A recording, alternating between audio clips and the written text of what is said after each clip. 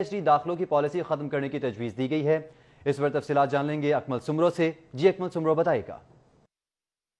جی بالکل، یہ بہت بڑا فیصلہ ہوگا اگر ہائر ایجوکیشن کمیشن اس پالیسی کی منظوری دے دیتا ہے۔ کمیشن کا کل اجلاس منعقد ہوگا۔ اس اجلاس میں باقاعدہ طور پر اس ایجنڈے کو رکھا گیا ہے اور ایجنڈے کی تمام تر دستاویزات جو ہیں وہ ہم نے حاصل کی ہیں۔ ان دستاویزات کے مطابق BS آنرز کی بنیاد پر اب PhD میں داخلے کیے جائیں گے اور ایم فل کی ڈگری کی بنیاد پر جو PhD میں داخلے ہوتے تھے یہ پالیسی اب ختم کر دی جائے گی۔ اسی طرح طالب علم کسی بھی مضمون میں PhD میں داخلہ حاصل کر سکتا ہے۔ اس کے لیے یہ لازمی نہیں ہے کہ اس کی MA کی ڈگری یا BS آنر کی ڈگری جو ہے وہ ریلیونٹ سبجیکٹ میں ہونی چاہیے۔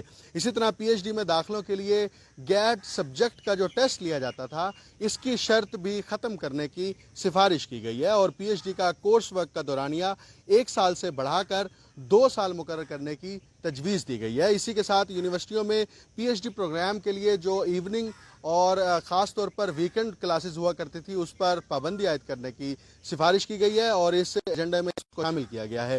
جبکہ PhD سپروائزر کے لیے متعلقہ یونیورسٹی میں اس سپروائزر کا مستقل پروفیسر ہونے کی شرط عائد کی جائے گی اور اسی طرح PhD سپروائزر کے لیے ایسوسیٹ پروفیسر اور TTS پروفیسر بھی جو ہیں ان کو اہل تصور کیا جائے گا۔ جبکہ PhD داخلوں سے پہلے ہر یونیورسٹی کے لیے یہ شرط ہوگی کہ وہ اپنے پروگرام کی منظوری حاصل کریں، یعنی کہ ہائر ایجوکیشن کمیشن سے NOC حاصل کیے بغیر وہ داخلوں کے لیے اشتہار بھی جاری نہیں کر سکتے۔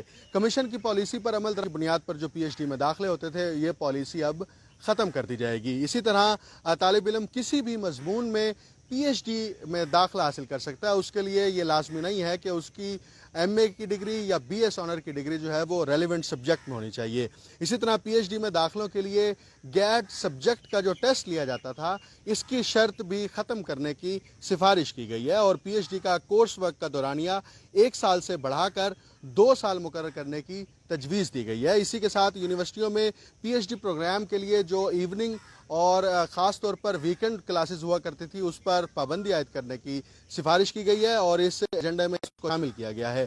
جبکہ PhD سپروائزر کے لیے متعلقہ یونیورسٹی میں اس سپروائزر کا مستقل پروفیسر ہونے کی شرط عائد کی جائے گی اور اسی طرح PhD سپروائزر کے لیے ایسوسیٹ پروفیسر اور TTS پروفیسر بھی جو ہیں ان کو اہل تصور کیا جائے گا۔ جبکہ PhD داخلوں سے پہلے ہر یونیورسٹی کے لیے یہ شرط ہوگی کہ وہ اپنے پروگرام کی منظوری حاصل کریں، یعنی کہ ہائر ایجوکیشن کمیشن سے NOC حاصل کیے بغیر وہ داخلوں کے لیے اشتہار بھی جاری نہیں کر سکتے۔